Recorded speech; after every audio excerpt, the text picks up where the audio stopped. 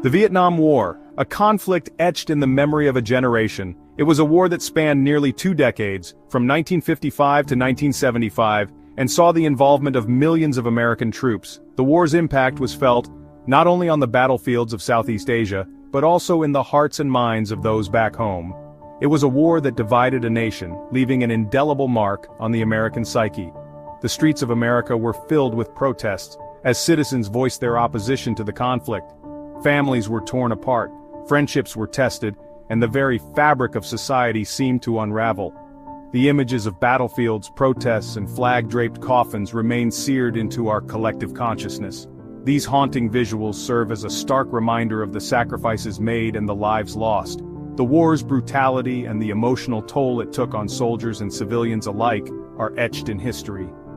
The Vietnam War was more than just a military conflict. It was a turning point in American history, shaping the social, political, and cultural landscape for decades to come. It forced a nation to confront its values and question its role on the global stage. This war forced Americans to confront uncomfortable truths about their nation's role in the world. It brought to light issues of imperialism, human rights, and the true cost of war. The media played a crucial role, bringing the realities of the conflict into living rooms across the country. It challenged deeply held beliefs about patriotism, duty, and the cost of freedom. The war sparked intense debates and led to a shift in public opinion, as many began to question the government's decisions and the justification for the war. The Vietnam War generation, forever marked by their experiences, emerged from the conflict with a profound sense of disillusionment and a determination to forge a new path for their country. Many veterans returned home to a nation that was struggling to understand and heal from the wounds of war. The echoes of this war continue to reverberate today, reminding us of the human cost of conflict and the importance of understanding the past to navigate the present. The lessons learned from the Vietnam War continue to influence American foreign policy and military strategy. The Vietnam War serves as a stark reminder of the complexities of war and the enduring power of its legacy. It is a chapter in history that continues to teach us about the consequences of conflict and the resilience of the human spirit. To understand the Vietnam War's profound impact, we must first delve into its historical roots. This conflict, which spanned nearly 2 decades, was not just a battle between two nations, but a complex struggle influenced by global politics and deep-seated historical tensions. Vietnam, a nation with a long history of resisting foreign occupation, found itself at the center of Cold War tensions. For centuries, the Vietnamese people had fought against various invaders, from the Chinese to the French, showcasing their resilience and determination to maintain sovereignty. Following World War II, the country's struggle for independence from French colonialism became intertwined with the global ideological battle between communism and democracy. The French, unwilling to relinquish their colonial hold, faced fierce resistance from the Viet Minh, a communist-led nationalist movement. The United States, fearing the domino effect of communism spreading throughout Southeast Asia, gradually increased its involvement in Vietnam. This fear was rooted in the belief that if one country fell to communism, neighboring countries would follow, threatening global democratic stability. Initially providing financial and military aid to the French, America's role escalated after the French defeat at Dien Bien Phu in 1954. This pivotal battle marked the end of French colonial rule in Vietnam and set the stage for increased American intervention.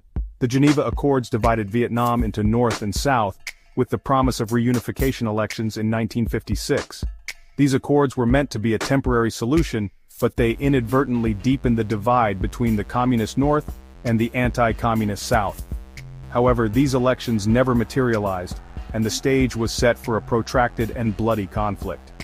The North, led by Ho Chi Minh, was determined to unify the country under communist rule, while the South, supported by the United States, sought to establish a separate, non-communist state. The United States, under President Eisenhower, backed the non-communist South Vietnamese government led by Ngo Dinh Diem. Diem, however, struggled to gain widespread support due to his authoritarian policies and failure to address the needs of the rural population. However, Diem's regime proved corrupt and unpopular, fueling support for the communist Viet Cong insurgency in the South.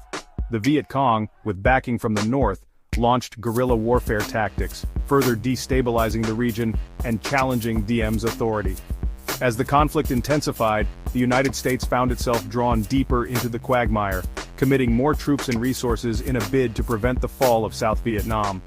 This escalation marked the beginning of a long and costly involvement that would have lasting repercussions for both Vietnam and the United States. The Vietnam War was the first televised war, bringing the horrors of combat directly into American homes. Nightly news broadcasts showed graphic images of battles, casualties, and the human toll of the conflict. For the first time, the American public witnessed the realities of war unflinchingly, challenging the government's narrative and fueling growing anti-war sentiment. Television played a pivotal role in shaping public opinion. The immediacy and intimacy of televised reports brought the war closer to home for millions of Americans.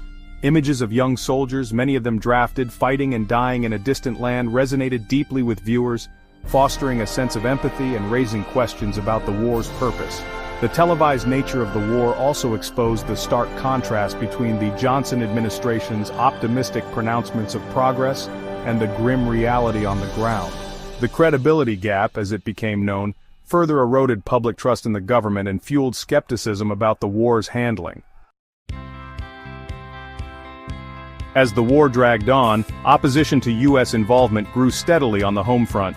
The initial support for the war effort began to wane as the realities of the conflict became more apparent. News reports and graphic images from the front lines brought the brutalities of war into American living rooms, sparking outrage and sorrow. The anti-war movement, fueled by a potent mix of moral outrage, fear of escalation, and the draft, became a powerful force in American society.